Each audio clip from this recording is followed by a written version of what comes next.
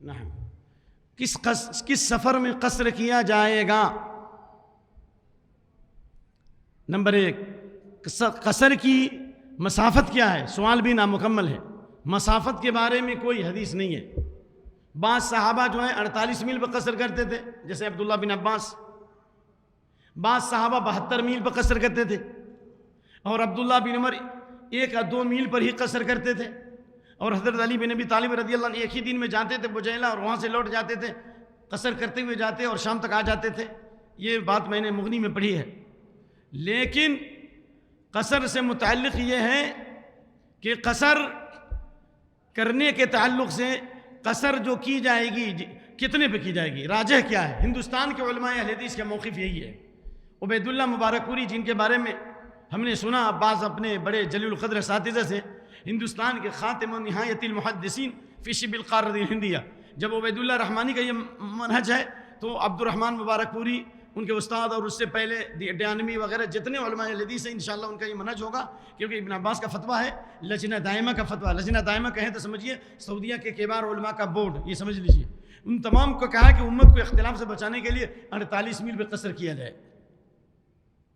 ٹھیک ہے؟ اور 48 میل کی حد ہوتی ہے 82، 83، 84۔ میں اس کو کہتا ہوں چلو 80 کلومیٹر کم سے کم، جانا اور آنا ملا کے کتنا ہونا چاہیے؟ 80 کلومیٹر۔ اس لیے ابن عباس سے پوچھا گیا کہ اگر کوئی عرفات جائے تو قصر کرے گا؟ کہا کہ نہیں کرے گا، نزدیک ہے وہ۔ کہا عثفان جائے گا تو قصر کرے گا، کیوں؟ اس لیے کہ وہ 48 میل ہے، یعنی 80 سے 84 کلومیٹر کے بیچ میں، یہاں پہ قصر کرے گا۔ لیکن قصر کرنا واجب ہے 1، جائز ہے 2، یا مستحب ہے، یہ مسئلہ ہے۔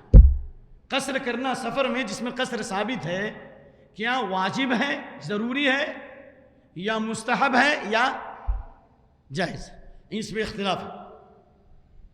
امام شوکانی آباد علماء اور حنفیہ وغیرہ کا رجحان یہ ہے کہ وہ قصر واجب ہے، اور یہ ان کی دلیل قوی ہے۔ اس اعتبار سے قوی ہے کہ اللہ کے نبی صلی اللہ علیہ وسلم نے تمام سفر میں قصر کیا ہے۔ کوئی ایسی زندگی میں روایت نہیں ہے کہ آپ نے سفر میں مکمل نماز پڑھی ہے، اگر ہے تو بتائیے، مجھے نہیں ملی۔ اگر ہوتی تو اختلاف ہی نہیں ہوتا، اختلاف ہوتا ہی نہیں۔ ان کی یہ دلیل ہے، اور کہتے ہیں کہ یہ حدیث صلو کما رأیتمونی اصلی کی رٹ لگاتے ہوتے، یہاں بھی تو صلو کما رأیتمونی اصلی ہے، لیکن جمہور کے نزدیک یہ قصر جو مستحب ہے، اور ان کی دلیل قولی حدیث ہے، اور قاعدہ ہے کہ قول اور فعل میں ٹکراؤ ہو، یا قول اور فعل کا آپسی تصادم ہو، تعارض ہو، تو قول کو فعل پر مقدم کیا جاتا ہے۔ اس حدیث سے دلیل پکڑی جاتی ہے جو سورہ نساء کی آیت نمبر 101، سورہ نساء کی آیت نمبر 101، اللہ تعالیٰ نے فرمایا لیس علیکم جناح ان تقصروا من الصلاۃ ان خفتم ان یفتنکم الذین کفروا، تمہارے اوپر کوئی حرج نہیں ہے کہ تم قصر کرو اگر تمہیں کافروں کے فتنے کا خوف ہو۔ تو اصل قصر کی بنیاد تھی شروع میں دشمنوں کا خوف۔ جب دشمنوں کا خوف ختم ہو گیا، علت ختم ہونے سے معلول ختم نہیں ہوتی، علماء موجود ہوں گے انشاءاللہ۔ علت جس طرح اس زمانے میں نبی صلی اللہ علیہ وسلم نے طواف کے اندر رمل کا حکم دیا تھا کہ وہ کافروں کا دکھلانا تھا، لیکن وہ علت ختم ہونے کے بعد آج تک رمل کیا جاتا ہے۔ حضرت حاجرہ علیہ السلام نے دوڑ لگائی تھی، علت ختم ہے لیکن پھر بھی ہم دوڑ لگاتے ہیں۔ اس لیے دشمن کے خوف پر اللہ نے قصر کا حکم دیا۔ تو حضرت یعلا بن امیہ نے، کیا نام ہے بھائی، یعلا بن امیہ نے سوال کیا مسلم شریف حضرت عمر بن خطاب سے کہ اللہ فرما رہا ہے کہ دشمن خوف ہے تو قصر کرنے میں کوئی حرج نہیں ہے، اب تو راستہ پرامن ہو گیا لہذا اب قصر کی ضرورت ہی نہیں ہے۔ تو کہا کہ جس سوال کا اشکال تم کو ہوا وہ بے چینی مجھے بھی ہوئی، اس لیے میں نے اس آیت کے بارے میں اللہ کے نبی سے سوال کیا۔ اس سے معلوم ہوا کہ قرآن کریم کو صحابہ بھی اپنے عقل سے نہیں سمجھتے تھے، لغت سے نہیں سمجھتے تھے، اپنے دماغ اور اپنی فکر سے نہیں سمجھتے تھے، بلکہ قرآن کو سمجھنے میں صحابہ نبی صلی اللہ علیہ وسلم کی تفسیر اور تشریح کے محتاج تھے۔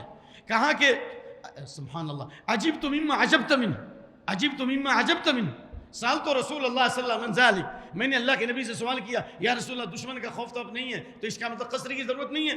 آپ نے کہا لا، صدقۃ تصدق اللہ بها علیکم فاقبلوا صدقتہ، یہ اللہ کی طرف سے تم کو صدقہ ملا ہے، اللہ نے آپ کو صدقہ کیا۔ تو اگر کوئی بادشاہ آپ کے پاس آئے اور آپ کو 1 کروڑ کا صدقہ کرے، آپ لیں گے کہ نہیں لیں گے؟ ہدیہ دے گا مسجد بنانے کے لیے، کوئی بہت بڑا 1 کروڑ کا تو لیں گے کہ نہیں لیں گے؟ بولو بھائی، 1 نمبر سب سے پہلے لیں گے بھائی۔ یہ اللہ نے گفٹ دیا آپ کو، یہ صدقہ سے مراد زکوٰۃ نہیں ہے، اللہ نے گفٹ دیا ہے۔ اس لیے ان اللہ یحب ان تؤتى رخصه كما يكره ان يؤتى معصیته، اللہ اس بات کو پسند کرتا ہے کہ رخصت پر عمل کیا جائے، جس طرح گناہ کو اللہ ناپسند کرتا ہے، آسانی پر عمل کرنے کو اللہ پسند کرتا ہے۔ لہذا قصر کرنا انشاءاللہ افضل ہے، ثواب ہے، مستحب ہے، اور جو مکمل نماز پڑھتا ہے اس سے زیادہ ثواب یہ ہے کہ سفر میں قصر کرے، چاہے وہ راستہ پرامن ہو یا پر خطر ہو۔ اس لیے ابن عباس نے کہا جو سفر میں قصر کرتا ہے وہ اتمام ہے، اور جو سفر میں اتمام کرتا ہے وہ قصر فی الاجر ہے۔ سفر میں اگر کوئی قصر کرتا ہے تو ہذا اتمام، یعنی اس کا عمل مکمل ہے، ثواب کے اعتبار سے، سنت کے اعتبار سے مکمل، اجر کے اعتبار سے مکمل۔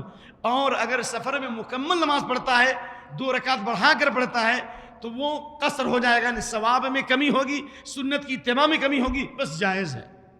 اگر کوئی سوال کرے حضرت عائشہ تو پوری نماز پڑھتی تھی، بھائی حضرت عائشہ پڑھتی تھی، ان کا اجتہاد تھا، وہ کہتی تھی کہ چلو 2-4 پڑھتی ہوں، کہیں اللہ تعالیٰ 2 قبول نہ کیا تو بقیہ 2 قبول کر لے تو نجات ہو جائے گی۔ کیا صحابہ کا منہج تھا، کیا خوف تھا۔ اور ابن عباس رضی اللہ عنہ تأولت کما تأول عثمان، اور حضرت عثمان کا بھی یہی عمل تھا کہ مینا کے اندر جو انہوں نے 4 رکعت نماز پڑھی، جس کے اوپر حضرت ابن مسعود نے اعتراض کیا، لیکن جو ہے مسئلہ معروف ہے، میں اس کو چھیڑنا نہیں چاہ رہا ہوں۔ خلاصہ کلام یہ ہوا کہ 4 اگر پڑھا تو کوئی حرج نہیں ہے، جائز ہے، لیکن ثواب نہیں ملے گا آپ کو، ثواب کو آپ شروع، لیکن 2 پڑھیں گے تو زیادہ ثواب ملے گا، چاہے راستہ پرامن ہو یا پر خطر ہو۔ ہر سفر میں قصر کرنا افضل ہے اور مکمل نماز پڑھنا جائز ہے۔ اس لیے امام علی مقام کو چاہیے، ہم جیسے غریبوں کو بھی لوگ بڑھا دیتے ہیں، اور امام صاحب چاہتے ہیں کہ اپنی شخصیت کو برقرار رکھنے کے لیے پوری نماز پڑھتے ہیں تاکہ لوگوں کو تکلیف نہ ہو۔ بھائی لوگوں کو تکلیف نہیں ہوگی، لوگوں کو آرام دینا، ان کو بتاؤ کہ پوری نماز نہیں پڑھیں گے، ہم قصر کریں گے۔ کہ اللہ کے نبی نے آپ صلی اللہ علیہ وسلم نے مکہ میں جب نماز پڑھائی تو کہا یا اہل مکہ انا نحن قوم سفر فاتموا صلاتکم، اے مکہ کے لوگوں ہم مسافر لوگ ہیں، ہم لوگ 2 رکعت پہ سلام پھیر دیں گے، آپ لوگ امام کے سلام پھیرنے کے بعد بقیہ 2 رکعت مکمل کر لیں، یہی افضل ہے۔ ان کو بتایا جائے، ان کو سکھایا جائے تو یہی بہتر ہے۔ ہاں اگر کبھی کبھی امام ہوتا ہے کہ اگر پہلے نماز فرض پڑھ چکا ہے اور جماعت کا وقت ہو گیا اور پھر امامت کے لیے بڑھا دیا تو اس کی دوسری نماز کیا ہوگی؟ نفل ہوگی۔ تو ایسی صورت میں اگر پوری نماز پڑھاتا ہے تو کوئی حرج نہیں، لیکن التزام سنت یہی ہے کہ مسافر کو چاہیے کہ اگر مسافر امام کے پیچھے پڑھتا ہے تو قصر کرے گا، لیکن مسافر امام ہے، مسافر جو ہے مقتدی ہے، مقتدی کیا مسافر ہے، اور امام کیا ہے؟ مقیم ہے۔ امام مقامی امام ہے اور پیچھے نماز پڑھنے والے کون ہیں؟ مسافر ہیں۔ تو اس صورت میں ہر حال میں اس مسافر کو پوری نماز پڑھنی ہوگی۔ سمجھتے ہیں کہ نہیں سمجھتے؟ لیکن اگر مسافر امام ہو اور پیچھے نماز پڑھنے والے کون ہو؟ مقیم ہو، تو ان کے سلام پھیرنے کے بعد مقیم کیا کریں گے؟ بقیہ 2 رکعت مکمل کریں گے۔ نمبر 3، مسافر بھی، امام بھی مسافر اور مقتدی بھی مسافر، امام بھی مسافر اور مقتدی بھی مسافر، تو اس صورت میں امام کے ساتھ سلام پھیر دیں گے۔ جو مقامی لوگ ہوں گے وہ امام کے سلام پھیرنے کے بعد بقیہ نماز مکمل کریں گے۔ اس مسئلے میں کافی برانچیں ہیں، ان میں کچھ برانچ کی اہم باتیں آپ کے سامنے پیش کی گئیں۔ میں سمجھتا ہوں کہ آپ کی سمجھدانی میں کچھ بات آ گئی ہوگی انشاءاللہ۔ نعم مسافر اس کو کہتے ہیں السفر قطعۃ من العذاب، حدیث ہے، ہم نے تشریح نہیں کریں گے، اللہ کے نبی نے خود کہا، بخاری کی حدیث ہے۔ سفر جو ہے عذاب کا ٹکڑا ہے۔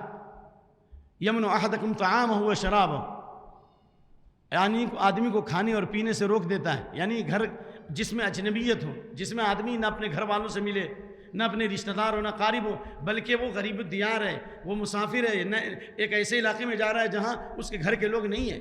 مثال کے طور پر ایک آدمی کے پاس 2 بیوی ہے، ایک بیوی جو ہے حیدرآباد میں اور دوسری فیملی اس کی بنگلور میں ہے، تو یہاں بھی وہ مقیم ہے اور وہاں بھی مقیم ہوگا۔ تو خلاصہ یہ ہوا کہ انسان شہر سے باہر نکل گیا اور کسی ایسے علاقے میں گیا جہاں اس کا کوئی گھر نہیں ہے، نہ اس کا کوئی پتہ ہے اور نہ وہاں کا کوئی آئی ڈی وغیرہ، وہاں کا کوئی پروف ہے، بالکل وہ ایک اجنبی ہے، عام رشتہ دار ہے، تو وہ مسافر سمجھا جائے گا. جس طرح صحابہ کرام مکے میں جب تک تھے وہ مسافر نہیں تھے، لیکن جب مکے سے ہجرت کر کے مدینہ چلے گئے، حالانکہ ان کے بعض رشتہ دار جو بعد میں ایمان لائے وہ سب مکے میں تھے، لیکن جب مکہ سے مدینہ سے صحابہ ہجرت کر کے مکہ آئے تو سارے صحابہ نے مکے میں کیا کیا؟ قصر کیا. حالانکہ پہلے مکہ ان کا وطن تھا، لیکن ان کا وطن ہجرت کے بعد مدینہ ہو گیا اور یہ وطن ختم ہو گیا. یہ الگ بات ہے، ان کے رشتہ دار تھے. لہذا اگر کوئی آدمی نے حیدرآباد میں گھر بنایا تھا اور وہ بیچ دیا اور وہ گھر بنا لیا، سبحان اللہ، وارنگل میں بنا لیا یا محبوب نگر میں بنا لیا یا کہیں بنا لیا، یہاں پہ اب کوئی اس کا آتا پتہ نہیں ہے، صرف کاروبار کے لیے آتا اور جاتا ہے، تو انشاءاللہ وہ مسافر رہے گا، آتے ہوئے بھی قصر کرے گا، جاتے ہوئے بھی قصر کرے گا. اگر وہ 80 کلومیٹر ہو رہا ہے، چاہے وہ 80 سال قصر کرے یا 80 دن قصر کرے یا 10 سال قصر کرے، کوئی حرج نہیں ہے، اس کی کوئی لمٹ نہیں ہے. والعلم عند اللہ. السلام علیکم ورحمۃ اللہ.